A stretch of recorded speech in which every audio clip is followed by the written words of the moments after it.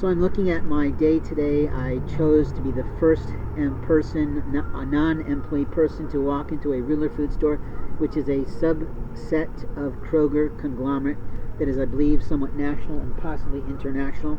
And when that occurred, I had spoken 2 months ago to a store manager, allegedly, named Marcus.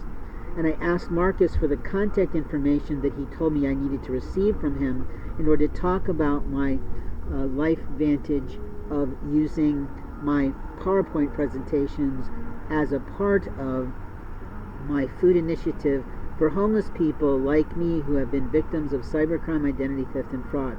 Marcus wasn't in the greatest mood, I could tell when I came in the beginning, but during that time period, he had enough time while I was continuing to shop through the store to go find that information for me. I asked for a telephone number and an email address because that's what he told me I would need more than a couple months ago.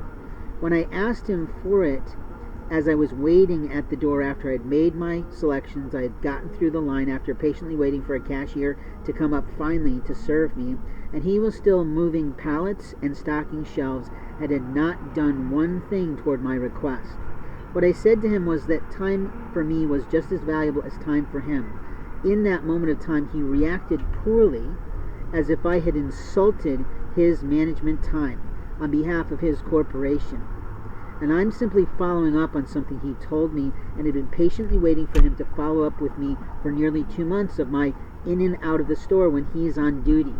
Now maybe he forgot, but I also had talked to a female supervisor one time about it being directed there by an employee, and he was not there and allegedly was going to text or do something on it, and I don't think she did very well with that.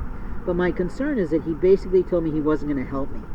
And he became very flippant, very annoyed, and walked away from me and walked back into the store. I'm presuming that their internal security cameras might have seen that. But on behalf of his corporation, I'm humiliated and embarrassed for him, because we don't play like that in America.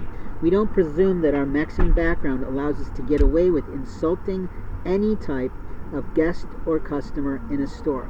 And I was simply following up on things he had informed me of and educated me about of their procedure at the corporate office for hearing information about impoverishment programs, homeless programs, and other aspects of receiving food donations.